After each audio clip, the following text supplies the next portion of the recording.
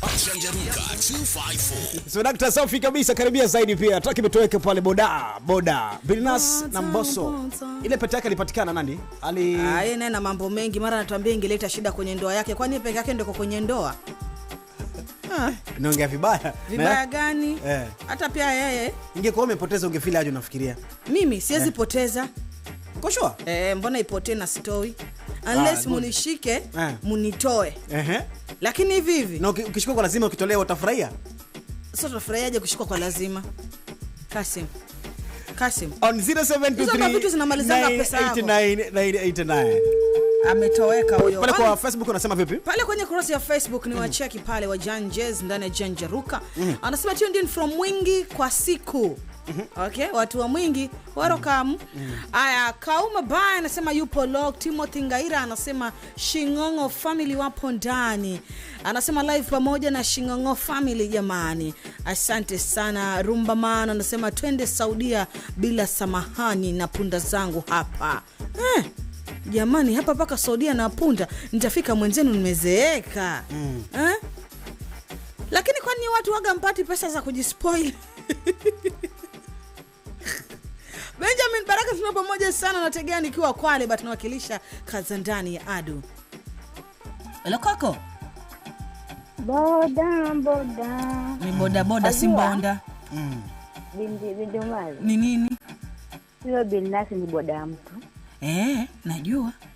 Na pia amesema tubani lakini hakusema tubani kwa maboda wetu. Ila kwa maboda wale wengine. Ukiwa na boda kwa nyumba kwa nini ubane mama? Wangu si boda. Boda wewe muweke tu, wewe weka mguu huku na huku kalia, mwambie twende boda, twende nipeleke Aisha. Nipeleke Mombasa. Aisha. Nimekuona. Hata Aisha anapoketea boda. Nimeona ameketea pikipiki by the way. Na sikufurahia Aisha by the way. Ni boda yangu hiyo. Ni boda wako. Enjoy. Have to enjoy everything, Ni wako specific. Kwani na sasa tunajua mimi niko na boda nyingi. Hiyo moja. Wewe utatisha sasa. Sasa hiyo nyingi sasa ndio zangu hizo sasa. Sasa kama uko na yako specific kuisha. Shikilia hapo na yani hapo. Sawa Anita. Karibu na. Aisha. Sema tunakusikiza mama. Nikuulize ukitaka tu kuharibu pesa yako, wewe unajiambia nini? Nikitaka kufanya nini? Ukitaka tu kuharibu pesa, kujitreat, unasemaga nini? Nijitreat na pesa zangu. Kwa nini unajitreat na pesa zangu? Huyo hawezi. Kwani kazi kina Kasimu ni nini pale? Asanta. Singu kututreat sisi ama? Thank you. Basi mimi kama mimi pesa zangu mfukoni ni jitreat. Am I crazy? Basi I think I'm crazy. This is a real woman now. You are crazy. I'm crazy. Kina Kasimu wako hapo, kina Mario, kina Msuni wako pale, kina Baba Yaga. Kiongozi. Kuna pesa unaenda kujitreat. Kiongozi. Hizo pesa kwa Chaledi. nimeokota wapi? Chaledi. Show me your ways. Secretary. Show me your ways. Thank you. Show me your ways. Mana. Let me show you the other way I have gone. Mchezo. Asante sana. As a lady sifa kutumia pesa yangu kujitreat. Na kushangaa wajitreat mwenyewe. Then Kasi, na uko maishani mwangu. You are useless. Nashangaa sana. Sijapewa nafasi. Hata na wewe acha kujitetea sana. No, hujapewa nafasi. Kasi unanibutishanga kutoka hapa hivi Marika. Ninatembea mwenzako na chapo anajua. Unataka kupunguza maparafini, mafuta. Au unatakaje? What was the agenda?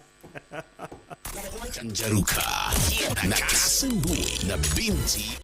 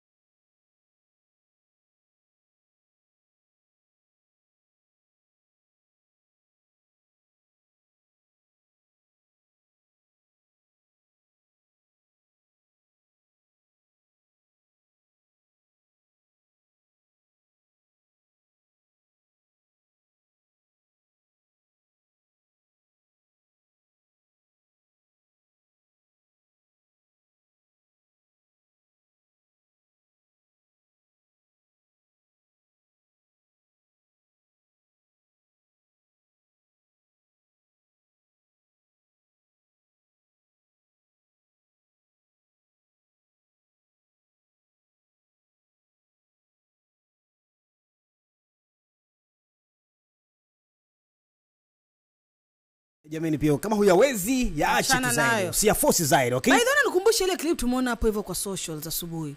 That lady unapigwa na boyfriend. Yaani mtu ni boyfriend na anaweza kukuassault that much. Na bado unakaa. Yeah, it's very bad by the way. Sijui na kuangalia hapa namna vipi or sijui labda kuna kitu like kuna siku tulikuwa tumepiga story hapa 2-3. Like there's a reason why you are there, si ndio So kama unaona kabisa hii sababu yenyewe imefanya hapa hata akanipiga vipi lazima my life bana being abusive manze lakini pia si fresh si ndio take granted mtu kama amekutaka take advantage you can do anything else, you know, if you feel like it no longer doesn't hold mwachie tu itakuwa fiti zaidi rather than lakini pia wadada nini natufanyaga hatutoki huko swali zuri hebu nijibu swali zuri kabisa. Mbona unanikazia macho? Kwa sababu hilo swali kwa nini utoke mahali? Ndio pia mimi sijui. Najaribu kuimagine. Sema ukweli. Kiukweli? Very serious, very honest. Na kutambua shem. Sema ukweli. Unatambua nini wewe? Kweli pia mimi sijui. No, I think tuna roho nzuri. Roho zetu zinatuponza. Roho nzuri. Roho nzuri zinatuponza. For real. Kweli kabisa. Unaweza niambia mimi nikandwe ni jisogeze kidogo, ongeza kitu kingine tena. Kitu kingine? Labda Aisha ndo ndio chairperson. Ataongelea. Labda yeye aongelea lakini kwa sasa mimi kufikia hapo hayo machache. Janjaruka 254. Yes, jana nikienda kununua samaki jioni kuna mama anauza samaki. Yes. Kuna samaki napenda sana viboma. Sawa nikawakosa jana. Okay. Nikauliza yule mama mbona leo hakuna kiboma? Hakuna hawa tu nungunungu na hao wengine. What is nungunungu? Kuna samaki, kuna majina mengi ya samaki wewe huyajui, wavuvi wanajua. Si mimi na wewe majina ukiambiwa kwamba wewe anaitwa kobe wa samaki wewe jua tu ni kobe. Sawa Sasa kuuliza pale kanambia leo baba kumetokea kitu kibaya sana kule baharini. Akaniambia kitu gani? Naambia kitu mbaya sana. So the story about what happened yesterday, kuna kijana alipoteza maisha. Yeah, about yule msee. Yule kijana ambaye ili hapa huko baharini lakini something also happened hapa wakati wa kuwekeza hapa kivukoni sasa hapa Olfere. Hapo pia kulikuwa na mchanganyiko sana dhidi ya wavuvi ambao pia wale wana asili ya Pemba na wengine pia so inakanekana kwamba yes kuna vuta ni kuvuta ya sisi ni kwetu. When I was speaking to this mother kuna kitu aliongea zaidi akasema tu sikupenda, you know, huyo ni mfanyabiashara ambaye anaongea in that deep. How about that person ambaye mtu wake wa karibu ameweza kupoteza maisha, ni kakake ameenda baharini pale ameweza kufanya kitu kama hiyo happen, you know? Mbona watu wamekuwa rift it can happen kwa biz, you know, mahali umeona kuna unajua makosano yapo unaelewa. Umeenda mahali mwanzako umekuta labda kidogo anapata vitu ziko zaidi but it doesn't warrant kuweza kutoa mtu mwingine maisha yake kabisa. Like the same thing now it's happening huku. Tunaangalia story ya Ajwang kijana huyo Albert. Yes. Again something is happening just around us here, you know, all about death. All about death. Like the fear is no longer there. Kwamba pia kupoteza maisha. Lakini Mungu atusaidie. Kama basi wewe huogopi kuweza kutoa uhai wa mtu Kasim peke yake, ogopa ambao watakuwa behind, you know. Well, this person is going there. If you check the story about Albert for example, that wife, sawa, babake mzazi. It's not about me sometimes. Sometimes tunaongea zaidi kama pia if inafika mahali wacha tuongee tujadiliane. But when it comes to mtu kupoteza maisha katikati pale ndani, just know si yeye peke yake anaathiri pale ndani. Yeah, actually unaathiri the people behind. Kuna nini a generation utakuwa na affect. Kama vile sasa hivi wewe unafanya kazi, ukiangalia percentage kubwa sana ufanye kazi wewe mwenyewe kujifunufaisha. Kweli? Probably unapambana sana because of the kids. Yeah. Because of a person who is maybe not feeling well around there. Unapatia picha. So as a community, kama jamii pia society, no matter tumeoza namna vipi, kuna mambo mengine pia if it's not kwanza if ingekuwa wewe kabisa. Acha tu tuongee tujadiliane zaidi. Kuna unasaidia mahali kidogo masuala samaki wamepatikana pale zinakusaidia hivi na hivi, isikuwe na mtafaruku to an extent of one losing a life. Aileti picha kabisa. Hiyo ni kovu litabakia pale pale. Kwa familia, kwa marafiki. Sure. Kabisa. Janjaruka na Kasumbui na binti Umazi.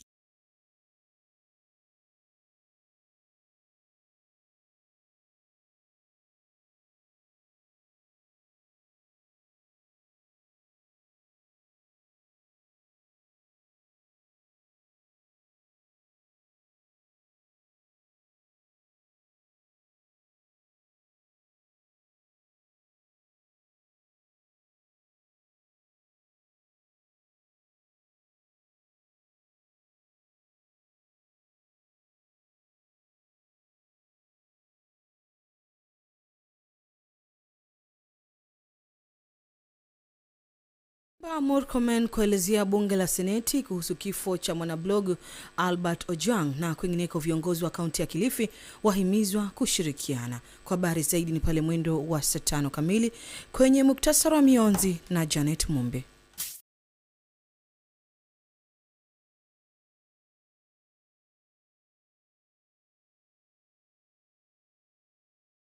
Uso kwa macho. Basi baba utauliwa. Kikulacho kinguoni mwako ni usemi unaowahusu kichwani hadi wayo.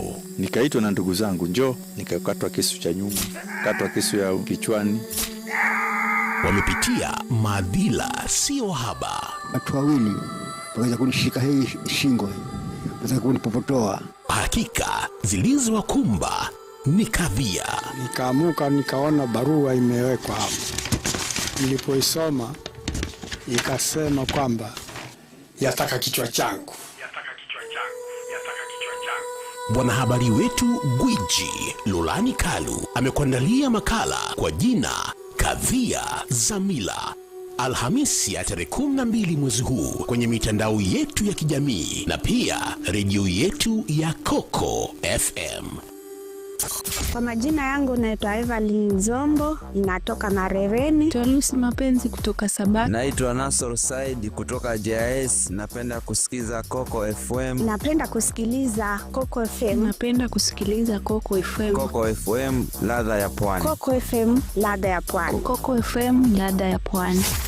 Janjaruka 254 Coco FM. Janjaruka na Kasimbui na binti Umazi. Kuna mtoto wa kike hapa mwenye mwanya. Unaitwa binti Umazi. Shemegi. Naipenda hii. Tujanjaruke live. Please give me more beats. Oh my God, flick me. Hey, you, do you know I love you?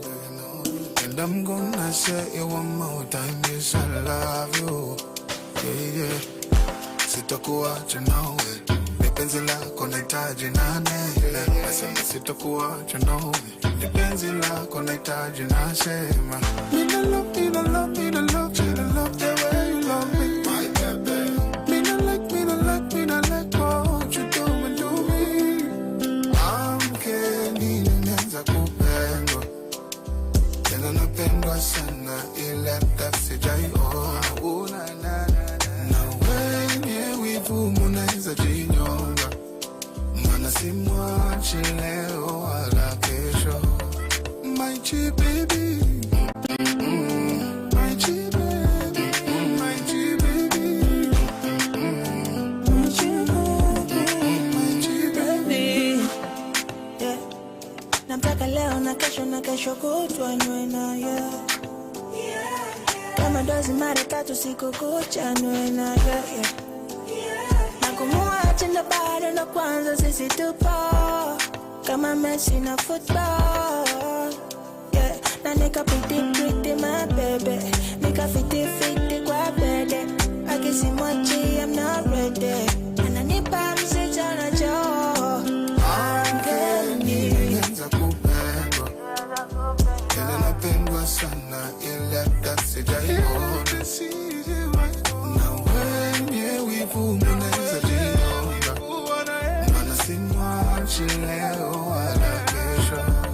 My G baby, my G baby, my G baby, my G baby. Hey, umse.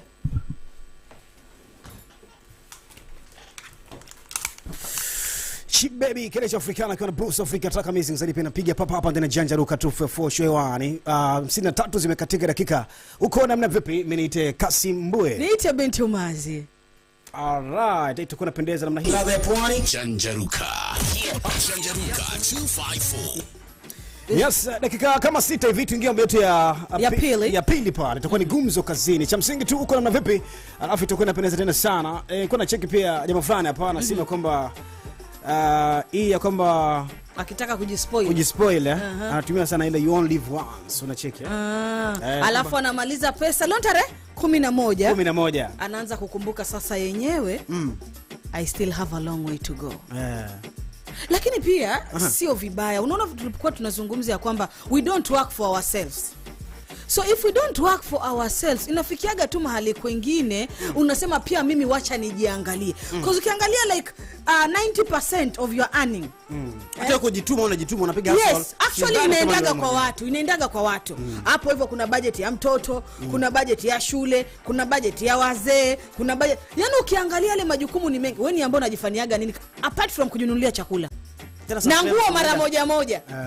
Niambie apart from that. Hata nguo sometimes unashona tu. Inapasuka katikati unaishona kwa sababu si kushona hiyo ni kuweka kiraka, kushona ni kutengeneza mpya. Kiraka. Niseme. Wacha hizo wewe. Kule. Kwa sababu unajituma zaidi but the person ambaye unajitumia sio wewe mwenyewe binafsi. Unafurahisha mtu yuko pale ndani. There's a person sasa hivi ambaye anaweza tumia mtoto wa kike shilingi 10,000 akajispoil. Lakini yeye mwenyewe polepole anakula pale sukuma na omena. Lakini Kasim niko na swali. But someone is happy. I want that wa 10,000 anapatia baby girl akajispoil. Ni kama mimi maisha yangu nateseka tu. Ama nilikungua kibaya, unajua nambaga kuna mguu kikungua. Amekupatia siri Aisha. Lakini hiyo ya Aisha nayo pia ni wengi. Kwa sababu mostly of the time pesa ya mtoto wa kike inakuanga sana uchungu kutumia mwenyewe binafsi. But mimi natumia, nitafanyaje? Na sina wa kunipa. Usikii uchungu? Uchungu gani? Actually I feel good. I feel good. Hata kama ni kidogo, si sana uchungu, lakini nafika tamu nasema hii pesa yangu ningetumia na hiki na hiki. Ama I think hiyo uselo umenifanya niko nayo ndio inani affect. At times najibebanga like ndio mimi kwani I can take care of myself. What a man can do I can also do it, Unaweza chimba kaburi wewe. Sasa umenipeleka wapi huko kwa burudani naleta mambo yake. What a man can do a woman can do twice. Can you do that? Hiyo msemo ianze kufifia kuanzia sasa. Nimesema. Sijapenda vile umeniambia. Na iachike zaidi. Sijapenda. Sijapenda. What a man can ndo kumeharibika kabisa. Muulize. So go. Maliza chinja kabisa. Anaweza kusukuma mkokoteni. What is mkokoteni? Kutoka Kongowea mpaka feri kifua wazi. Sasa hiyo ni kunitakia mambo mengine. What a man can do, si ndio? Sasa kifua wazi mkokoteni kutoka nanio pale Kongowea. Shida ni kusukuma mkokoteni ama ni kwa kifua wazi? Kifua wazi. With the man it's possible. Mkitaka what is kifua wazi? Semeni mwataka show. Waweza basi. Hata hapa naweza kujaribu hapa, jileteni mkokoteni. Pale nje. Kwani what is mkokoteni? Na vile unafanya. What is? Janjaruka na Kasimbwe na binti Umazi.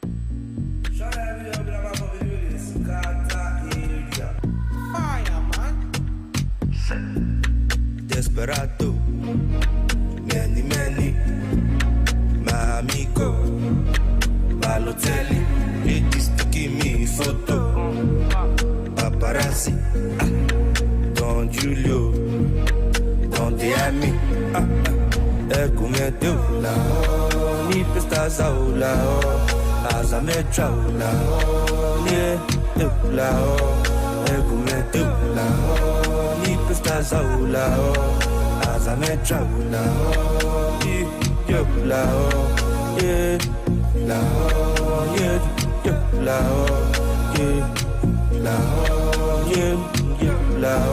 Don't get it twisted. Now God be my witness. Me and you not get to business.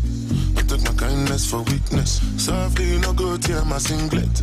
Oh boo, challenge. No they joke with my percentage. No go give to Caesar. What belongs to Otoku? All this you at all. The money over their love. Money no like cha.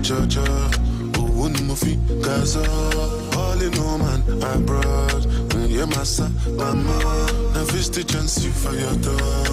Come tu la, ni pesta la, as a metra la, yeah, tu la, come tu la, ni pesta la, as a metra la, yo la, yeah, la, yeah, yo la. La, It's not the way I see me here because of the way I talking to me here. Think you see me the street of Opa, you see me the street of Sapler, you see me Uguko, you see me Tenjo, you can talk to me like this. Yeah, I'll be a wow. Yeah, why not? So, Minister of Enjoyment, it's a continental, monumental. Go live forever. Drop another back out. I demand there must be meta. Smoke is sasa. Let me can't forget your mother. Hivi sasa ni saa 5 asubuhi. Coco FM, ladha ya pwani. Kutoka County 003 Kilifi. Radio inayovuma ndani ya pwani. Coco FM, radio inayokupa ladha ya pwani. Coco FM. Hii ni Coco FM, ladha ya pwani. Kutoka County ya Kilifi, muktasari wa mionzi ya Coco. Maelezo yanayotendeka kwa sasa katika ngazi tofauti. Hii ni mionzi ya Coco FM. Muktasari wa mionzi ya Coco. Ni Jumatano ya tarehe 11 mwezi wa 6 mwaka 2025 na ni matumaini yangu kwamba asubuhi yako inakupeleka vyema. Karibu kwa muktasari wa mionzi ya Coco FM awamu ya saa 5. Mimi ni Janet Mumbi. Na nikianza taarifa ni kwamba waziri wa usalama wa ndani Kipchumba Murkomen kwa sasa yuko mbele ya bunge la Seneti kufafanua kuhusu kifo cha mwanablogu Albert Ojwang. Murkomen ataeleza bunge hilo la Seneti kuhusiana na mikakati ambayo imechukuliwa na wizara hiyo ya usalama wa ndani kufikia sasa katika uchunguzi wa kifo cha Ojwang. Inspekta Jenerali wa polisi Douglas Kanja, mkuu wa kitengo cha upelelezi wa makosa ya jinai DCI Mohamed Ibrahim Amin na mwenzake wa IPOA pia wamefika kwenye bunge la Seneti. Haya yanajiri huku ripoti ya upasuaji wa maiti ama mwili wa Ojwang ukionyesha aliuliwa kwa kupigwa kichwani na kunyongwa. Touch on the ministry's policy contribution.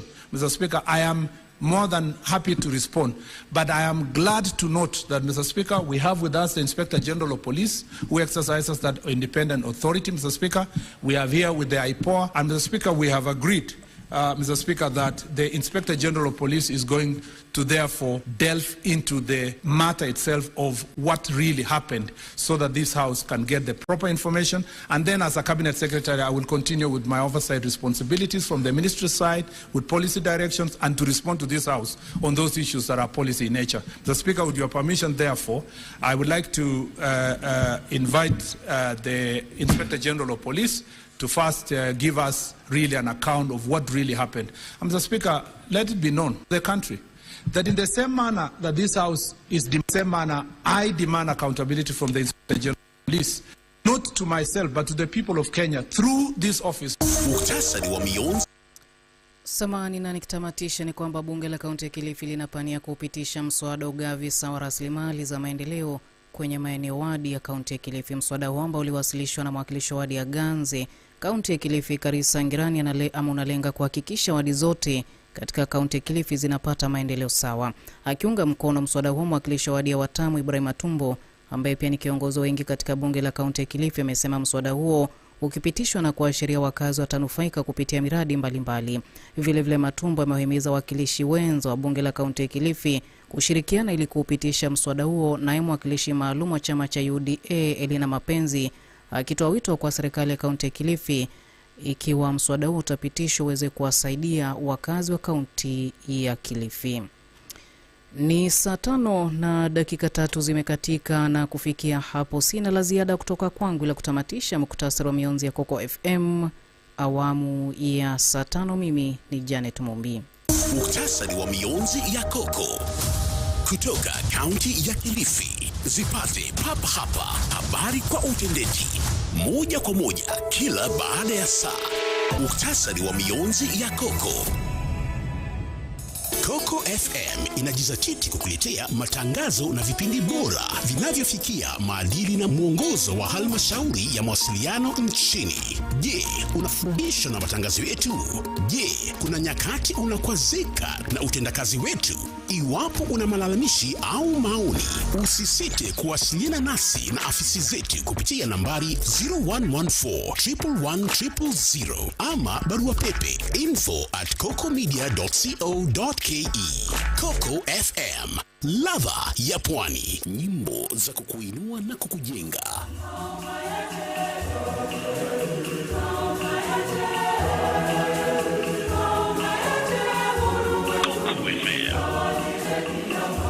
Coco FM Gospel. Barikiwa na nyimbo za kukuinua na kukujenga.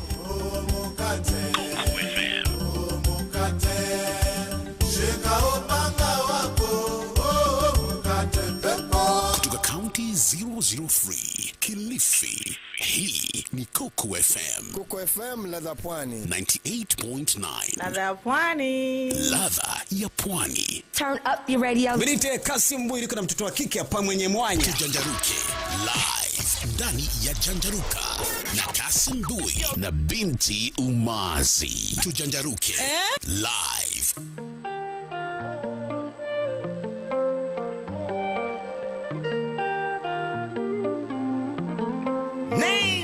Kanivuruga, kanichanganya somebody. Jina sitaji, ila nampenda somebody. Kifua kajazi, huyo mkaka. Natamani kudandia, huyo mkaka. Chumbani tukiingia, huyo mkaka.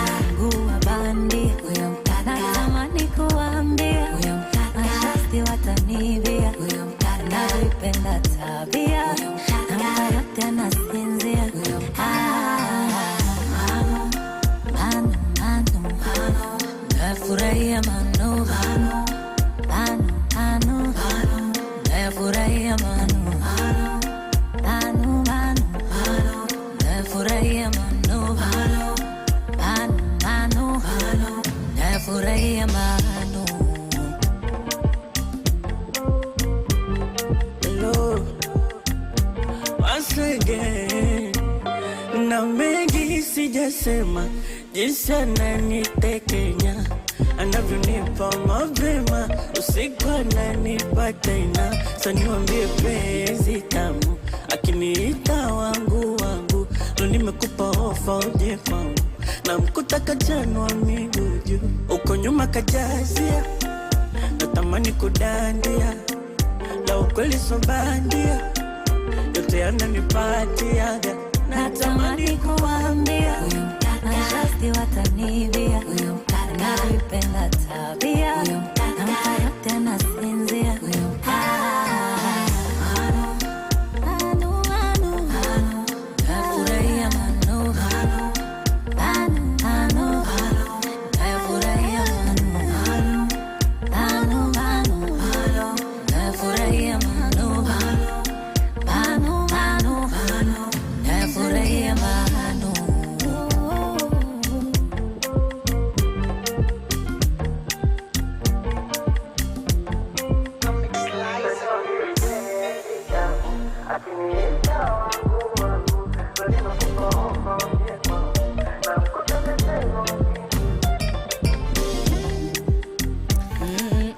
Yes, kutoka kwa Fina kiona J Melody. Manu, hii ni jina la mtu Anasema Manu. There some names ambazo uko nazo zaidi pia. If your song ama jina lako linaweza likaitwa kwa nyimbo, then feel poa. Ngoja, ati unataka useme kuna majina yanembike kwa nyimbo. Asemagi my love. Na yafurahia my love. Manu. My love. Anaitwa Manu huyo msee. So there are some names actually zinatajika kwa ngoma. Kuna majina mengine. Basi mimi huu wimbo nadhani nimepewa versions nyingi. Song inaweza ingia na Mazi. Hakuna.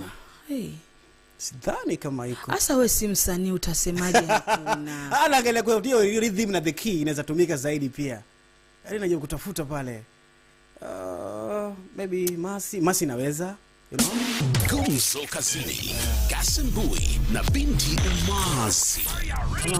Mili it can work, yeah, it can work. Najua is key. Mazizi. labda tutoe hiyo umazi tubaki na binti peke yake, it can work, okay? Hata vile binti waweza kutoa. Toa kila kitu ambacho hakikufai. Operation fagilia. Hello mtengoni hapo Kasim na Umazi ni swali Boko Kaurangu hapa kwa SMS line 0104111000. Kisha shabiki mgeni huyu kutoka Half London naitwa Joan, karibu sana. Ushafika bila shaka, tunajanyaruka kila siku ya wiki hapa ndani ya Coco FM. Vipi Kasim? Ambia Umazi nilimuona kwa YouTube na nilimpenda sana. Relax, sijamaliza SMS. Alright? Pe nafasi kwanza. Kasim, huyo ni message imetumwa ama ni wewe unanitungia? Mimi situngi, message tusiruhusi kutunga hapa. Hapa tunaongea vitu za ukweli. Na capital letter. Kasim, ambia Umazi nilimuona kwa YouTube. Si hii nakusomea wewe. Huu ni ujumbe wako. Sawa. Mimi ndo. Sawa. Snoopy. Okay. Niko tayari ni mubaie plot alafu bonge la harusi kuliko ile ya presenter Kai. Chogorias Morandu. Chogorias na wako uko na sifa nyingi na ufanye kitu. Mimi sijamwambia nataka ploti. Nilimwambia nipatie milioni 2. Juzi hapa tukiongelea mambo ya ploti na nilimwambia alete milioni 2. Sikumwambia ploti. In cash ama in form of. Hiyo ploti hata kwanza iko na title. Lazima hapo acha kumuongelea wewe. Bana, ploti za Chonyi zote zimepimwa. Ana yeye sijua hiyo. So lazima iko na title. Staki ploti. Utakani wewe. Acha kutafuta message zangu. Tuingie kwenye gumzo. Bila shaka ndani ya gumzo kazini inapendeza zaidi. Cha msingi tu uko namna vipi itakuwa inapendeza tena sana. Now, pale kwa gumzo kazini. Sawa? Tunataka kuongelea zaidi kitu ambao imenyamaziwa sana. Watu wanaona tu, wanalia chini ya maji kabisa, wanaongea lakini watu hawasikizi kabisa. The issue of a single mother or a single parent and a single father in that set, okay? Kabisa. Na saizi as we speak, imekuwa inazungumziwa sana kwa sababu of a certain movie ambayo iliweza kwenda kuaktiwa kule Marekani, lakini imefanya kila mmoja sahihi imekuwa ni gumzo. Nazungumza kuhusu nini? Sitahitaja jina hii movie, lakini hii movie inakuwa inahusisha maisha ya a single mother. Zile struggles anazokuwa anapitia. Na kupitia hii movie imefanya wengi wanakuwa wanazungumza sasa, they are coming out like mazee, being a single parent is not easy. Being a single parent ina madhila mengi. Being a single parent kuna vile unakuwa too tagged. Yani mtu anakuona na kuassume wewe uko hivi ama wewe tabia yako ni hii ndio maana you are a single parent. So imeweza kwenda kuleta gumzo na actually kuna gumzo kubwa pale mitandao ya X, ukiangalia pale Instagram, like imekuwa ni talk everywhere about the single parent. Na ndio siku leo tunakuwa tunakuuliza basi katika swala hili zima, wewe ni taswira gani unakuaga nayo tu unapoona mtu ni single parent, single mother ama single father? Ni kipi kinakujia kwa akili? Ama unakuwa unamjudge vipi? Because there's a lot of judgment hapa nje about our single parents. But kwako wewe tu kama mwana Janjaruka, kama mjanjezi wa mji, wewe uaga taswira gani unakuaga na picha gani unakuaga na ukisikia Umazi single parent? Waona mbeba Umazi kukua vipi? Because kiukweli with this movie imereveal ya kwamba there is so much struggle na hawa watu. There's a call naweza kumbuka sasa hivi pia. That was last week, About there's a guy we were talking something here. Yes, unakumbuka? This guy alipiga simu mpaka sasa hivi vile alilea mtoto wake ni kijana huyu ambaye mwanaume that is.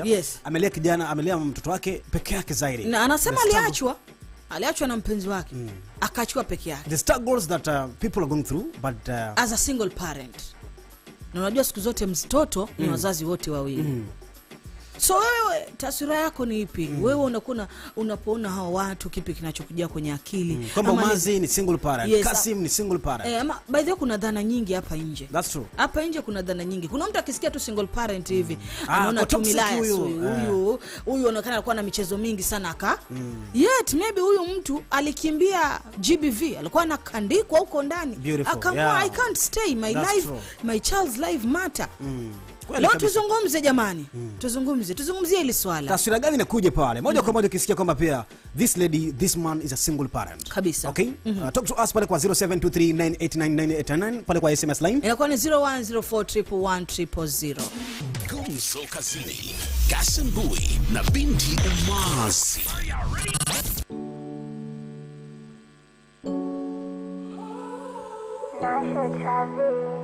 My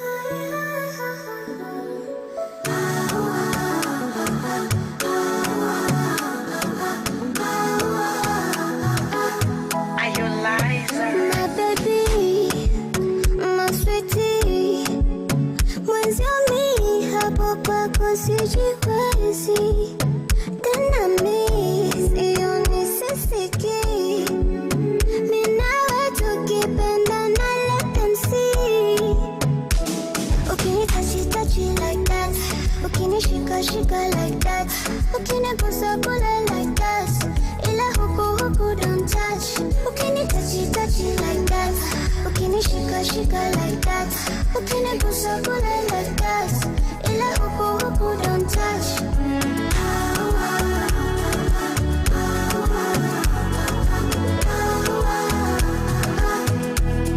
Oh my baby,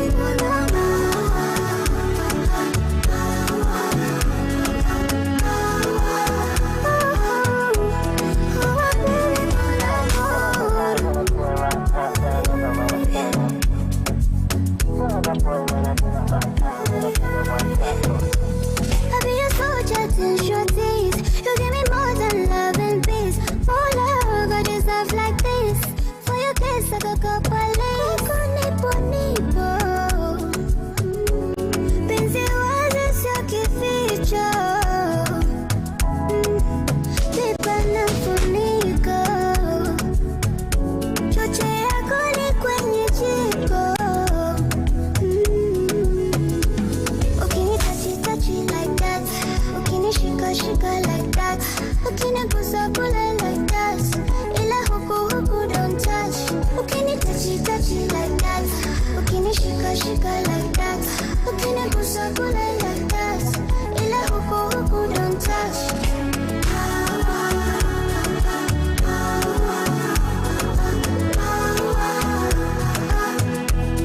Oh my baby,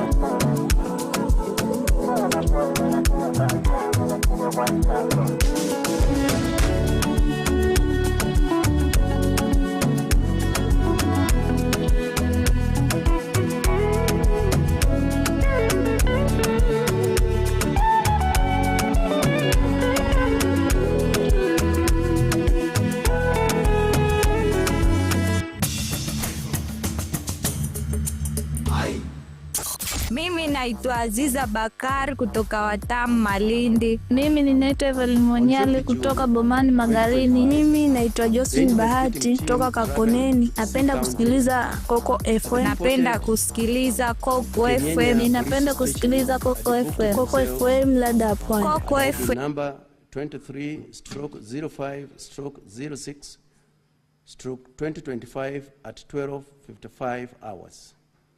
They were assisted by Police Constable Fannis, who was nominated by the Sub-County Criminal Investigations Officer to accompany the team. They arrested Kevin Moide at his homestead. He was booked at Kenyanya Police Station, Fide OB number 25/05/06 of 2025, and later transferred to DCI headquarters, Fide occurrence book number 25/05/06 of 2025. At DCI headquarters, Kevin Moide provided a statement and disclosed the involvement of 4 other individuals, one being Albert Ojwang, now the deceased, Dorcas Mawia, Douglas Maligiri, and Peter Bogwa. He also chaired their respective X-account handles. The team's analysis of Albert Ochieng's X-account revealed that he had posted similar defamatory content, and consequently, on 7th June 2025, The investigation team traveled to Homa Bay County and reported to Mawego Police Station. They were provided with 3 officers from the station by the officer commanding the station, the local OCS, to accompany them. And subsequently, Albert Ojwang was arrested at the booked file OB number 09/07/06/2025. His departure for Nairobi was recorded by the OB number 11/07/06/2025 in the same police station. The team made a stop at Narok Town for refreshments, during which the suspect requested water, a bottle of soda, and a biscuit. They arrived at Central Police Station in Nairobi at approximately 21:17 hours. At 21:24 hours, Mr. Albert Ojwang contacted his wife via mobile number 0758 08 1612 to inform her of his safe arrival.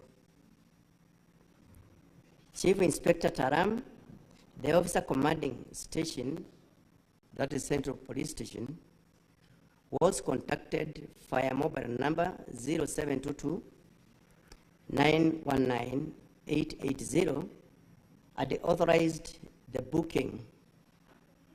Adipisi Mohammed Rashid, Hero Abdullahi, booked the suspect into the cells after confirming his normal physical and mental state by the OB number 136/07/6/2025 at 21:35 hours. In the early morning of 8th June 2025, it was reported by the officers manning the report office desk at Central Police Station, Nairobi, that they found Mr. Albert Ojwang unconscious at the cells during a routine visit. He was rushed to Bagathi Hostel, booked by the OB number 09/08/06/2025 at 01:39 hours. Unfortunately, he was declared dead upon arrival. In light of the death in custody, the Independent Policing Oversight Authority, IPOA, was notified immediately to conduct a thorough, independent investigation. Additionally, to safeguard the integrity of the process and ensure full accountability, the following actions were undertaken by the Inspector General.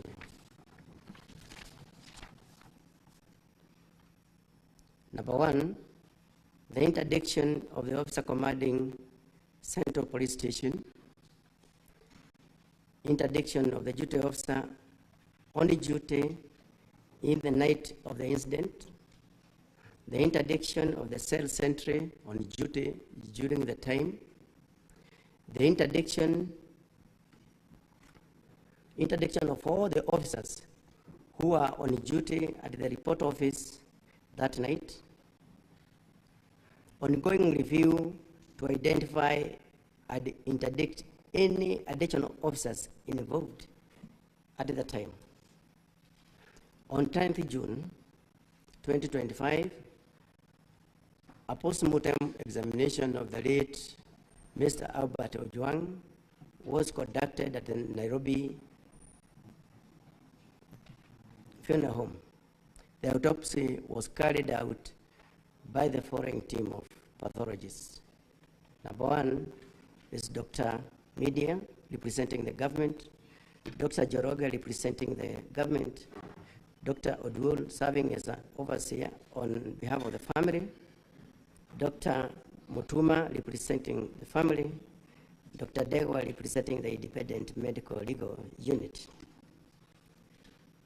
Following the examination of the body, they unanimously concluded that the cause of death was blunt force trauma as evidenced by the following findings. Number one, head injuries including internal bleeding into the head, features of the neck pressure, suggestive of compression or strangulation, multiple superficial injuries on the upper lips, lower lips, and trunk.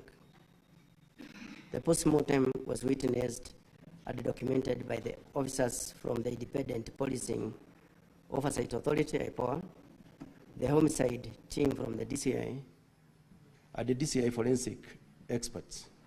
Investigations into the matter remains ongoing under the direction of IPOA. The National Police Service remains committed to transparency, accountability, and the protection of human rights. All relevant information and the support are being provided to IPOA to ensure an impartial investigations.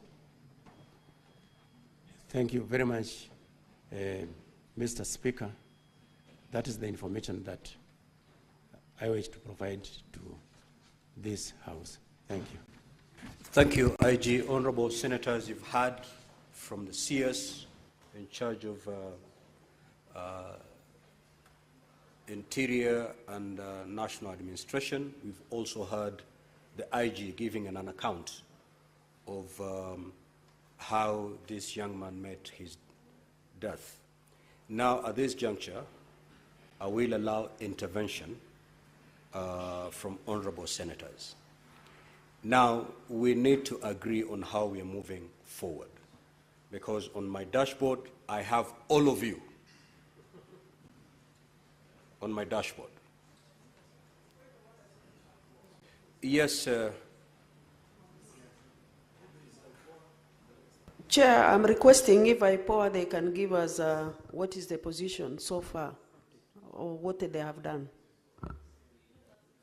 Well, so honorable senators, because you know, this is your house. I'm here to make sure you conduct the business in an orderly manner, but this is your house. During the unfortunate incident that we've just witnessed, there was a school of thought that you'd wish to hear one witness, cross-examine that witness, dispense with that witness. Then there was another school of thought that in the interest of time, we hear all the parties that have been summoned to the Senate. And then thereafter, we allow honorable senators to shoot questions. Because I may not have a question to the honorable CS, but my question may be directed to IPOA, for example. So we may agree to hear all the parties that are before us, and then if you take to the floor, you direct the question to the party that you feel your question would adequately be addressed. Could we have IPOA on the stand?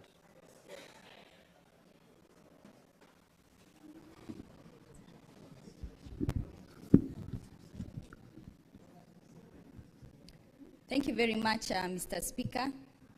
Now, IPOA, just to indicate that keep it brief.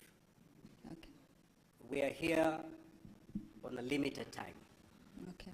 So keep it brief so that the other parties have an opportunity to speak, and also we give ample time to the honorable senators to interact with your statement. Proceed.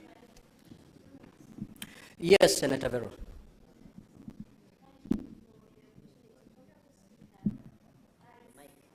Need the mic. Honorable Speaker, I just need a clarification from you, Chair, whether it's possible to extend by 1 hour because we might not finish within the 30 minutes. Is it possible? Because the questions might not find time.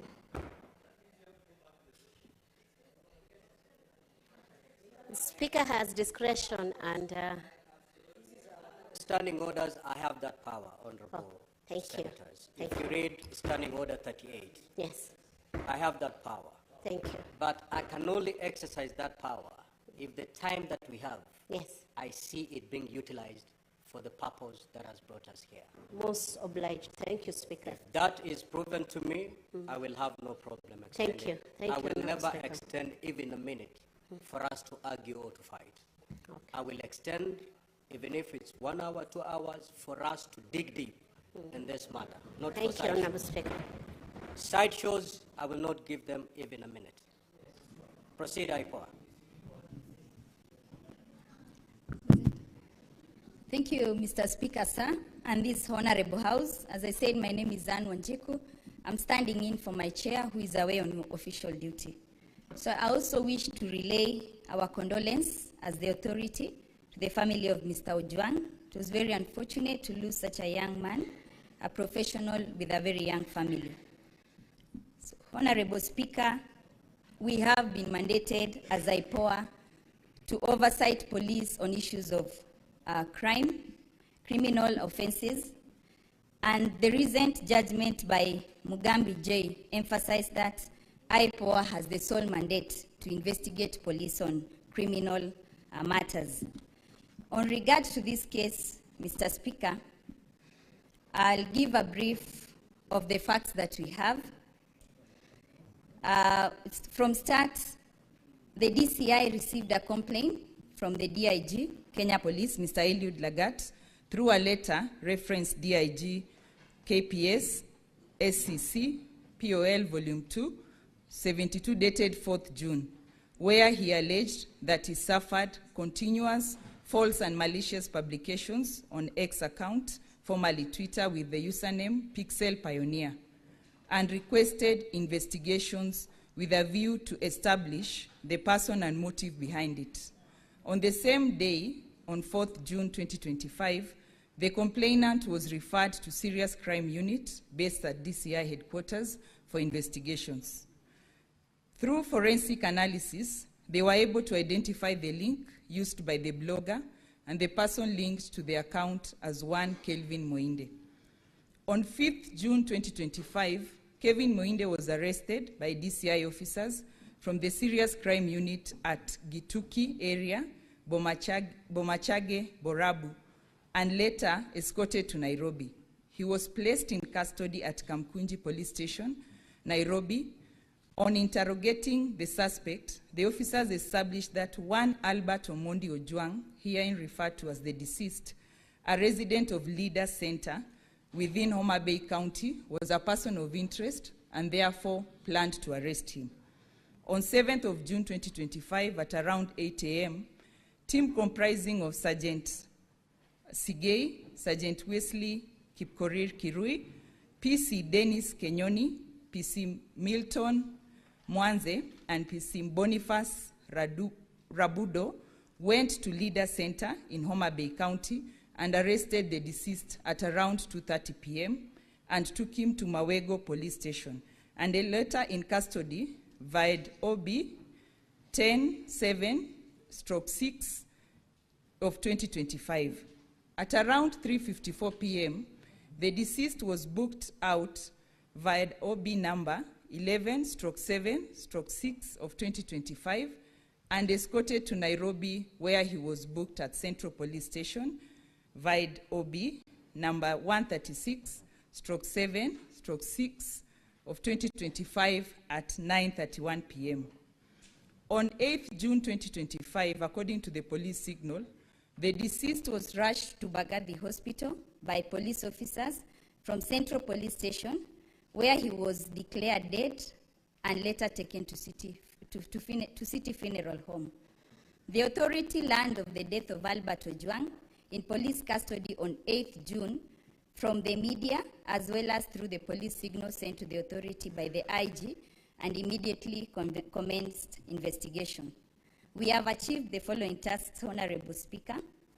The scene was visited and documented for the purpose of preserving the integrity of the evidence, to establish the sequence of events, and identify any indicators of misconduct. Number 2, blood samples were collected from the scene, and blood spatter analysis was also done by our investigating officers. 3, all relevant police documents were collected from Central Police Station. The CCTV DVR was seized and forwarded for forensic analysis. Statements from all the 5 DCI arresting officers were recorded. A letter addressed to Bagathi Hospital requesting information on whether the deceased was treated at the facility was delivered. A reply is expected by 11th of June, that is today. The family of the deceased was contacted.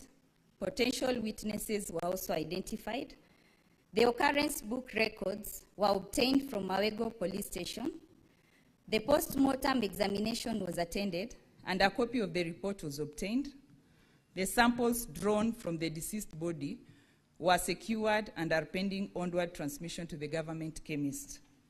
The statement of one detainee held at Central Police Station was also recorded. The following are the pending tasks, Mr. Speaker: to forward the collected samples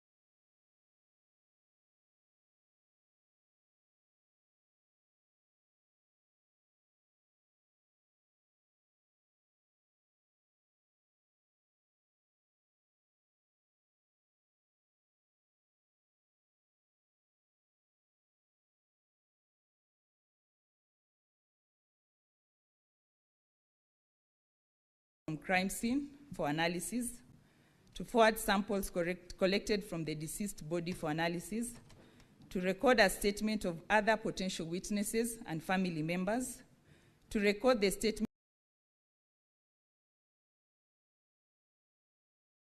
of the officers from Central Police. The statements were to start, the recording was to start at 9 a.m. at our offices at the headquarters, collect medical documents from Bagathi Hospital, that is the feedback, and analyze evidence and also to generate a report on the same. The key findings: 1, that the CCTV systems located at OCS office had been interfered with.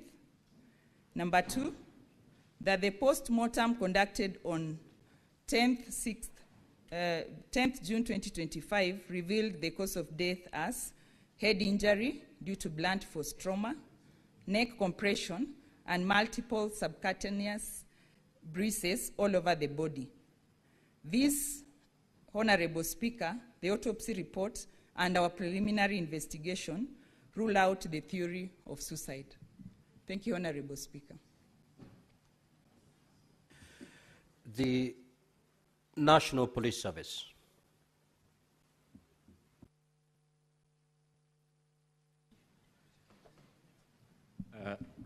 Thank you very much, Mr. Speaker. This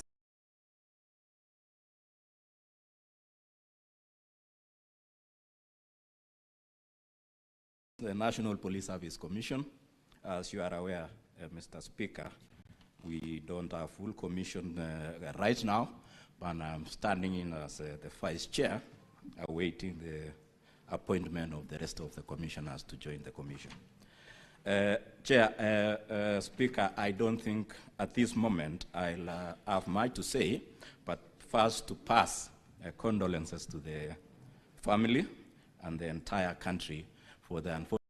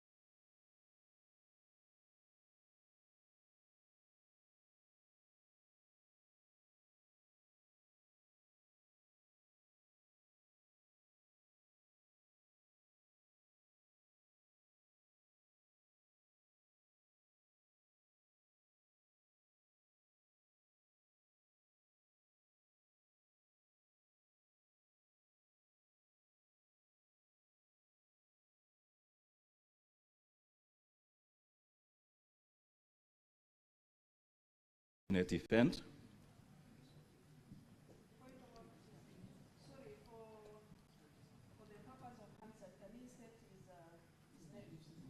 Oh, sorry. My name is Edwin Kiprono Cheluket. And as I've said, Speaker, we are waiting the rest of the commissioners to join us. Mr. Speaker, I only come in on two issues, disciplinary control in the National Police Service. And the issue of disciplinary control includes actions against police officers who have been convicted of disciplinary offenses, which include such circumstances as has happened today. If the investigations lead to culpability of any officer, it is the responsibility of the National Police Service Commission to take the necessary steps and meet the necessary sentence to that culpable officer. And as you have said, as we have said,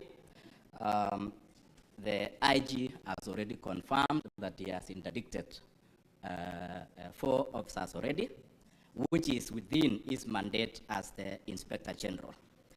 When the investigations are over, we will be able to receive that report, and whether it will result, depending on the participation of each of the affected officers, meet the necessary sentence or meet the necessary punishment in terms of whether it is a reprimand, whether it is a warning, whether it's reduction in rank, or whether it is a dismissal.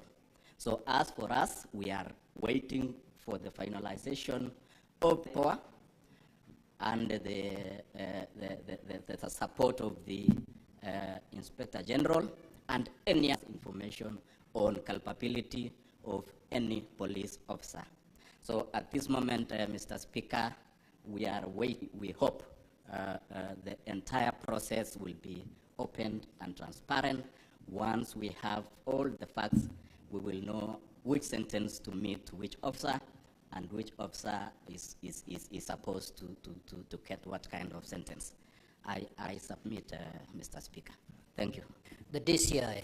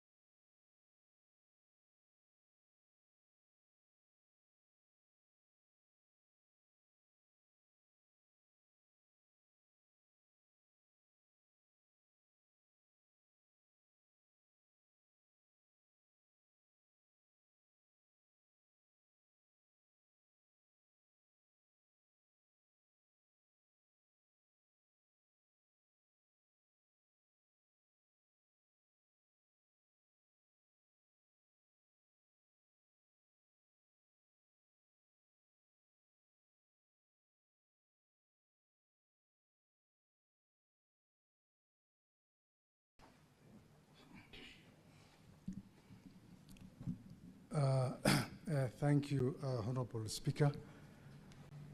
Mine is to join my colleagues first in really expressing my sincere condolence to the family, the relatives and friends of the deceased, the late Albert Ojwang.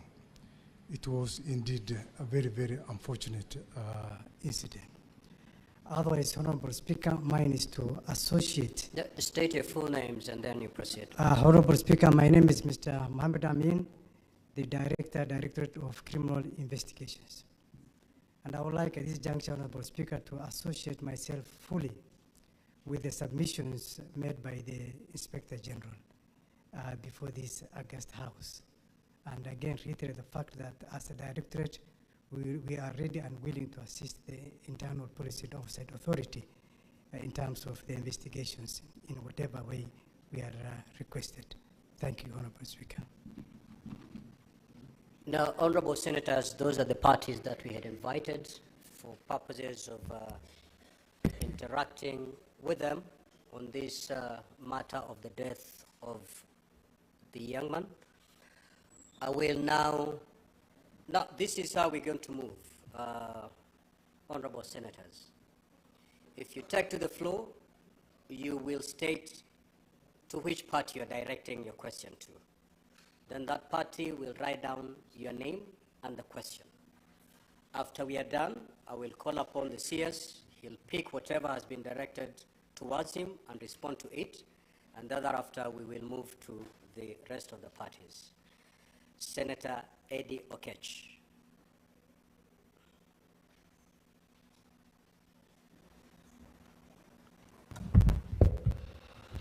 Mr. Speaker, my questions are two. And actually, Mr. Speaker, if you read my first question in this statement, it was very clear. And I'll repeat it for the purposes of the IG.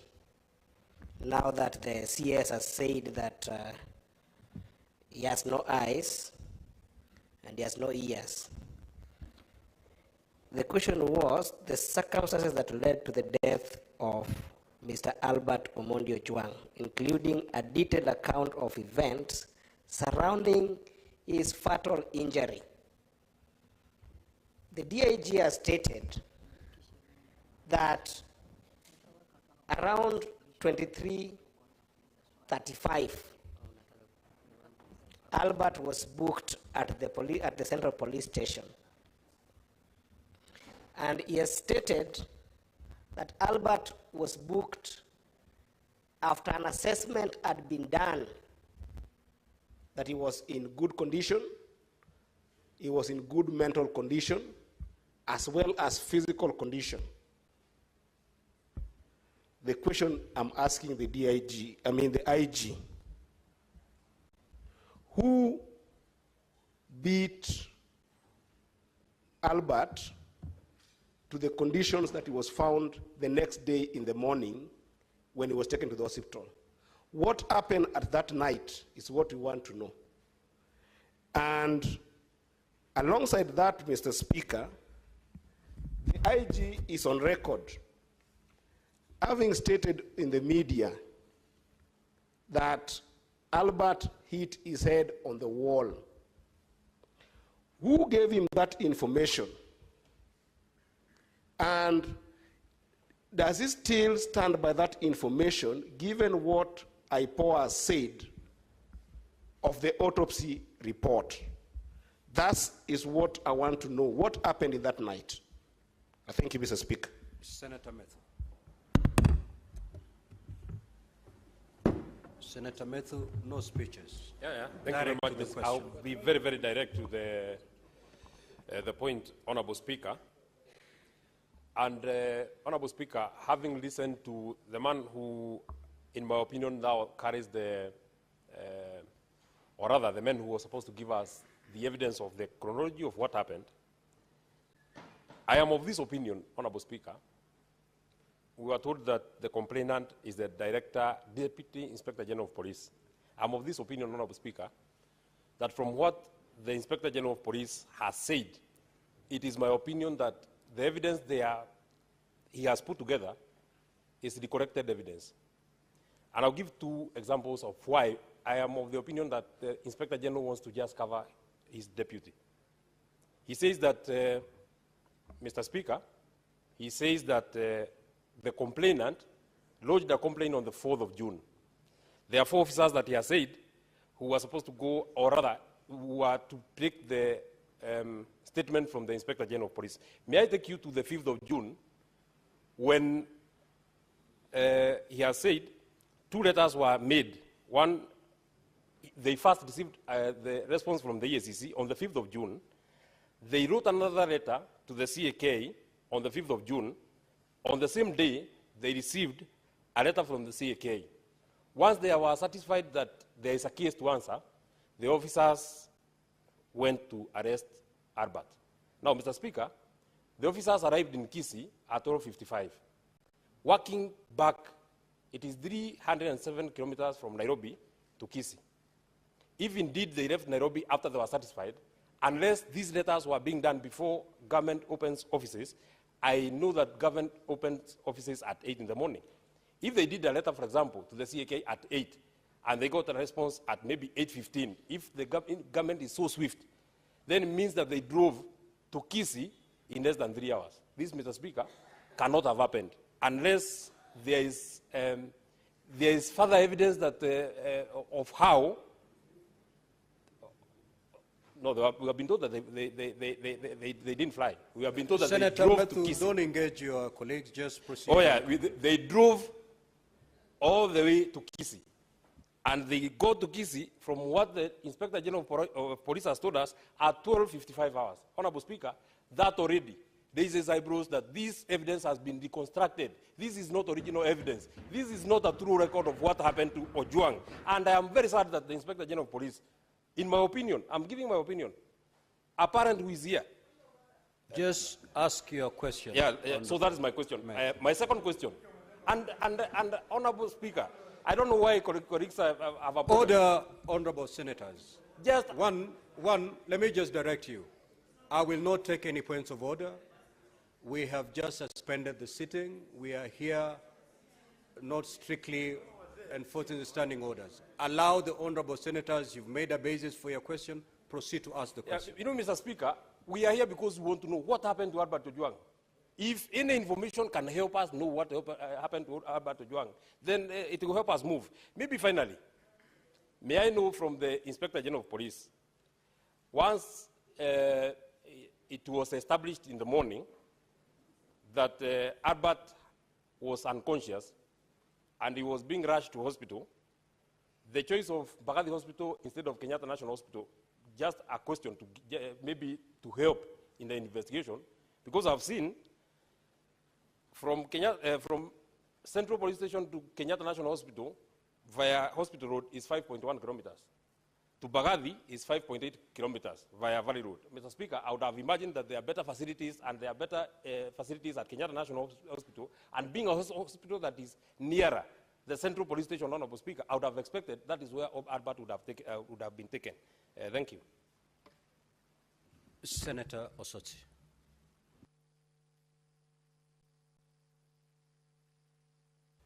Thank you, Mr. Speaker. Mr. Speaker, I've listened to the IG very keenly, but I would like to know what brief, the specific brief that led to the suspension of the officers at Central Police Station. Senator Boni. Mr. Speaker, my first one is to CS Murkomen. Mr. Speaker, patriots in this country fought against detention without trial, and CS Murkomen, I assure you, they are going to fight against extrajudicial killings, especially within police custody. The question is this, CS. The Deputy Inspector of Police, Mr. Eliud Lagat, went against the provisions of Chapter 6 of the Constitution, went against the provisions of the National Police Act, specifically Section 17, and in general, the Leadership and Integrity Act. You, as a member of the National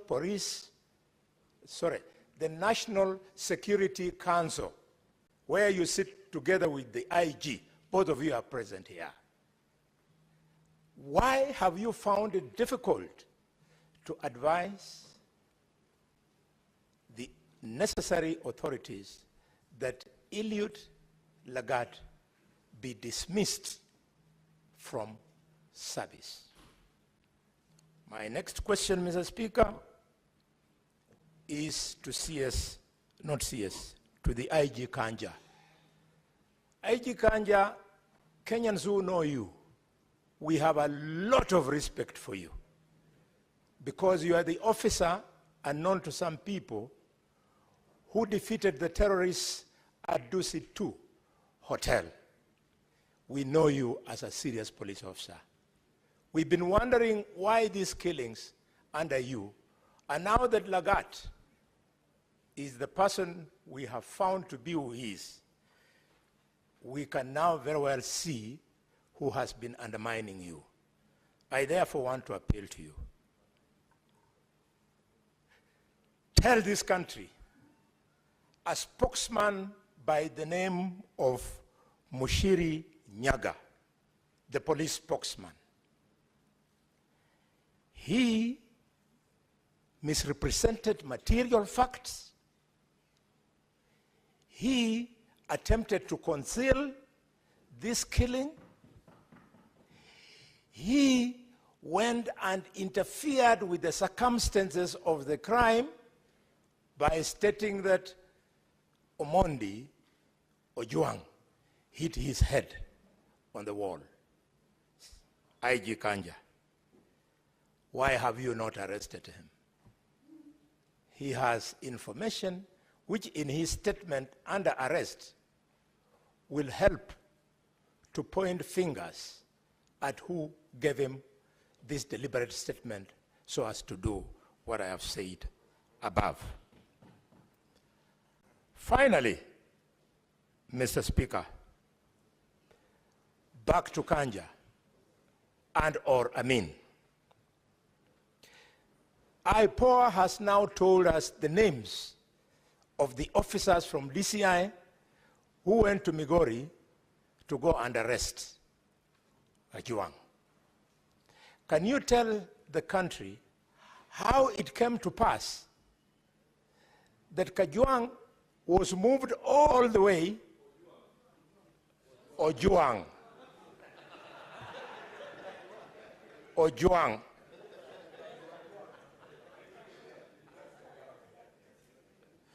that Ojwang was moved all the way, hundreds of kilometers, contrary to the provisions of normal procedure that would have required that he be taken to the nearest police station in the jurisdiction where he committed, quote unquote, the said crime, and that if he needed to be moved, a magistrate needed to give permission for him to be moved all the way to Nairobi.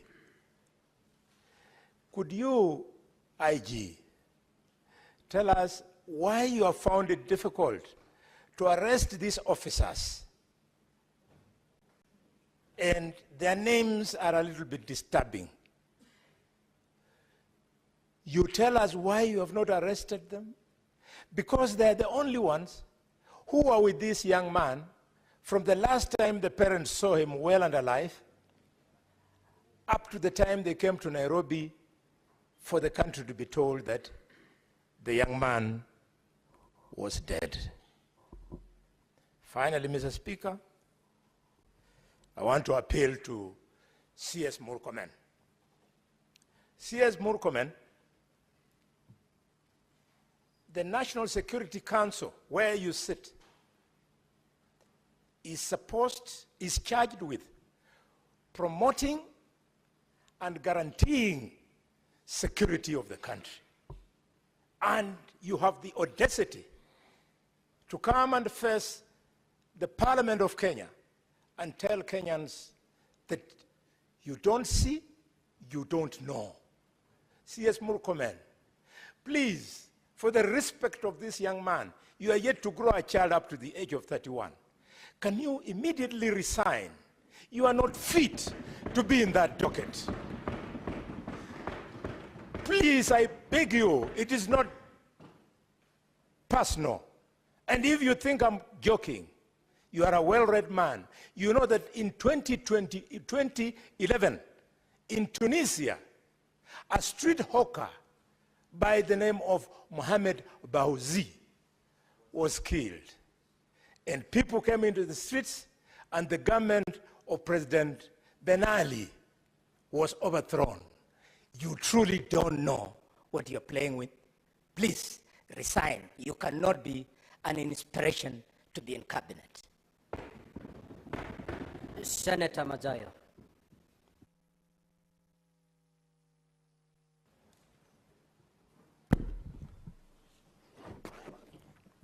Asante Mstahiki Spika, swala langu la kwanza linakwenda kwa Inspector Generali. Inspector Generali, nataka atueleze wazi kabisa ni kwa sababu gani kulikuwa kuna lazima ya kwamba huyu mtu aliyeshikwa kule Homa Bay, huyu Kajwang, huyu Ojwang, sorry my brother Kajwang, huyu Ojwang aliyeshikwa kule kwa Homa Bay kuchukua safari ya masaa mengi kama hayo mpaka Nairobi, kulikuwa na sababu gani hapo katikati ya kwamba ni lazima aje Nairobi? Swala la kwanza. La pili, nataka kujua ni kwa sababu gani alipokuwa amefika Nairobi kulikuwa na wale mapolisi waliotangulia kuingia ndani ya cell na kuharibu zile CCTV ziko pale ndani, ili chochote kitakachofanyika pale ndani, atakayeingia na atakayetoka hataweza kuonekana katika ile kamera.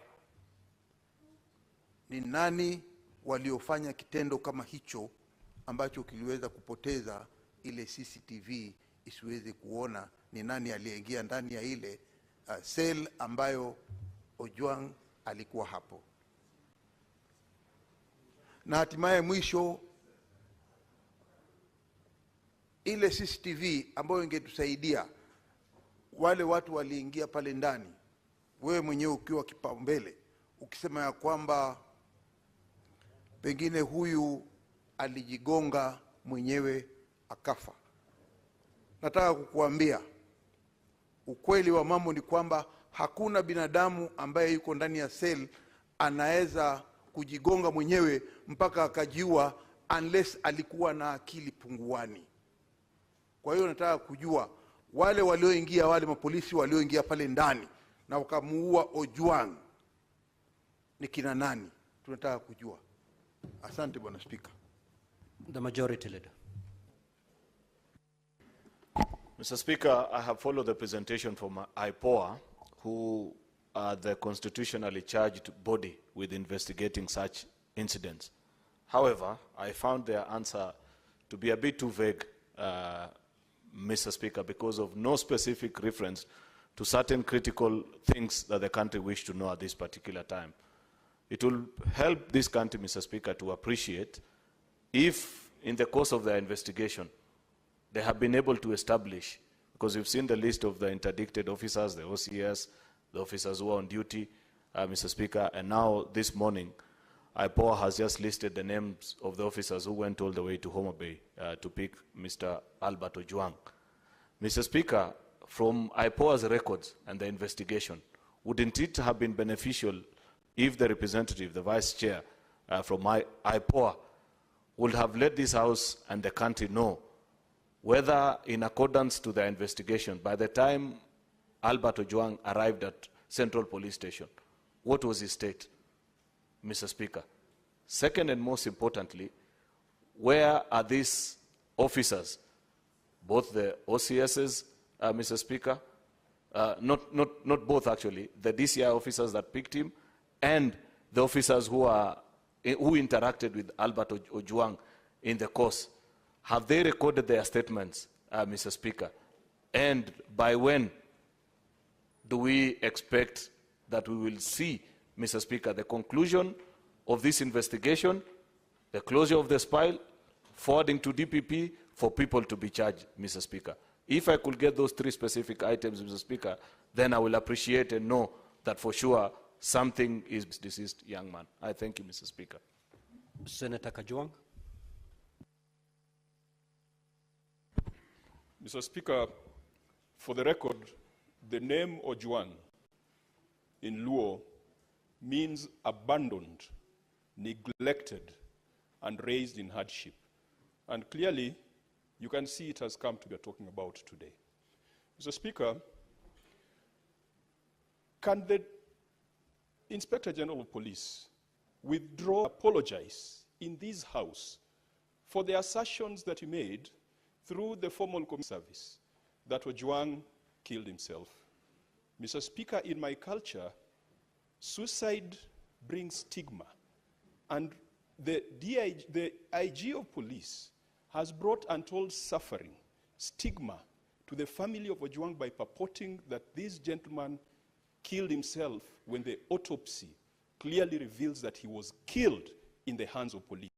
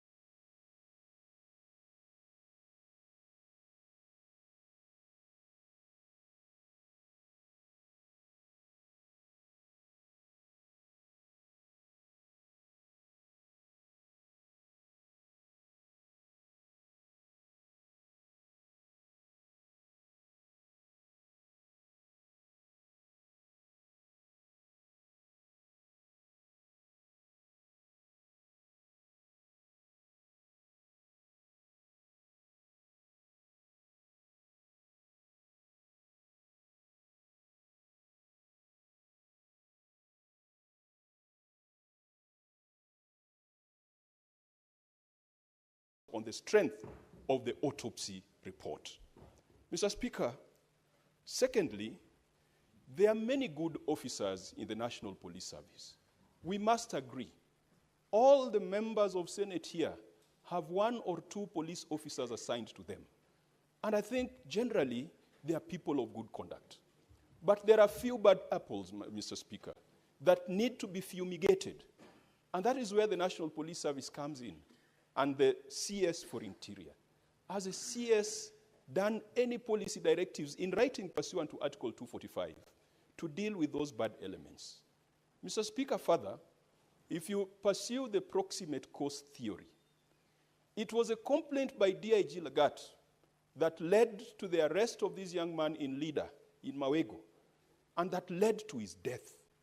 Mr. Speaker, why is DIG Lagat still in office when it is his complaint that triggered the chain of actions and reactions that led to the death of this young man? Can the Inspector General tell us why? Can the CS tell us? Because you cannot be in office still having authority and power, and you are the person who is being investigated. Mr. Speaker, I said there are many good police officers. DIG Lagat is not going to lead to the collapse of the police force. And Mr. Speaker, what Kenyans want to see is DIG Lagat not just stepping up, so go to a police station and record a statement and have his fingerprints taken, because there is no way you are going to carry out an investigation without addressing the proximate cause of the chain of events that led to the death of this young man. Mr. Speaker, we have been told that there are other suspects that were mentioned. There was Kevin, who was taken to Kenyanya and ultimately, I think, ended up in Kamukunji. What is the status? Are they still alive? Kevin, Dorcas, Peter, Douglas, Albert is dead. What about the other 4 that were adversely mentioned? Can the IG assure this House? And in fact, Mr. Speaker, we might need to issue habeas corpus so that they can be produced. And we confirm that they're alive, because one of the co-accused is right now lying at the city mortuary. Finally, Mr. Speaker, the CS has pointed us to Article 245. And Mr. Speaker, the CS is an illustrious former member of this House. I have a lot of personal respect for him. We are friends, we are age mates, and I believe we operate at the same intellectual bandwidth. But I fail to recognize when he becomes the cabinet secretary, Mr. Speaker. Because the things he spoke for, the things he stood for while in this House continue to happen unabated under his watch. He was very articulate and eloquent when talking about the killings in Elgeyo Marakwet, in Baringo. They are still happening today. He was very articulate one time when the police came to the presence of Parliament, Mr. Speaker. He moved this House to suspend its sittings and the Speaker ordered the police to exit the presence of Parliament. That is a gentleman who's today the Cabinet Secretary. When our colleagues, Senator Malala, Senator Lelegwe, Senator Lagat, were arrested on the eve of an important debate, the then Senator Murkomen was passionate, articulate, eloquent, citing the relevant provisions of the Constitution, and moved this House to adjourn until the rights of our senators were observed. Could the CS tell us? I know he might not tell us what happens when you become a cabinet secretary, because obviously there seems to be a metamorphosis from positive to negative. But can he tell us whether he has issued any directions in writing, as he had referred to Article 245? And he tables them before this House and before the relevant committee, whether he has given policy guidelines, prudential advice on extrajudicial killings, enforced disappearance, violation of rights of protesters, violations of rights of citizens, the emergence of vigilantes, and non-state actors who are abducting people in this country. That is part of his responsibility. Can he confirm that he has lived to that responsibility? Thank you, Mr. Speaker. Senator Mungatana. Asante sana Bwana Spika. Bwana Spika, kifungu cha 239 cha katiba ya Kenya inasema vitengo vya usalama ni vitatu: Kenya Defence Forces ama jeshi, National Intelligence ama majasusi, na polisi.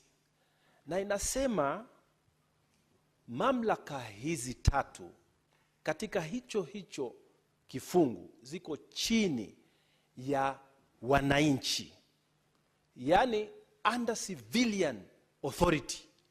Sasa mimi nataka kuuliza, wale walimkamata Albert Ojwang, wale walimweka Albert Ojwang katika seli, ni mafunzo gani walipata ya kwamba ukiwa ndani ya seli unaweza kufanya chochote kwa yule mtu ambaye wewe mamlaka yako iko chini yake? Nataka kuuliza Inspector General, nataka kuuliza waziri anayehusika, kama katika training yao hawa polisi, are they taught kuhusu constitution, kuhusu being under civilian authority? Wanafundishwa hii?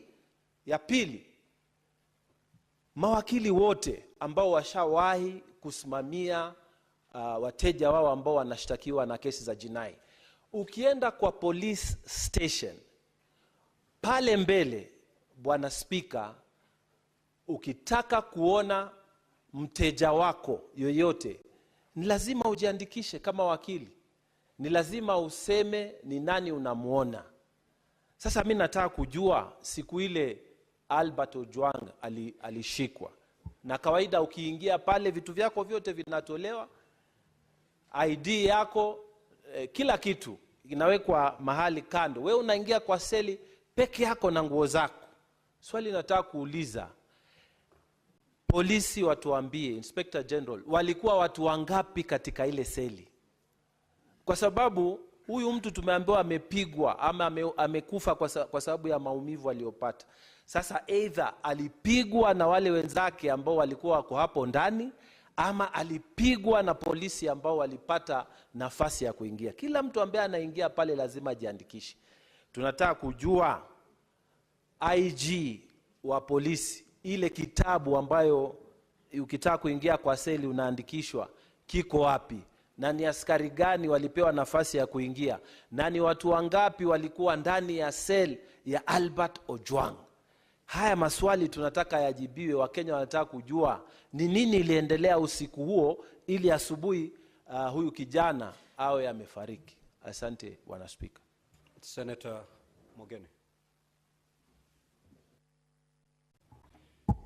Yes, thank you, Mr. Speaker. Mr. Speaker, the people who have appeared before us this morning have sworn, I believe Mr. Amin swore through a Quran, and the others lifted a Bible.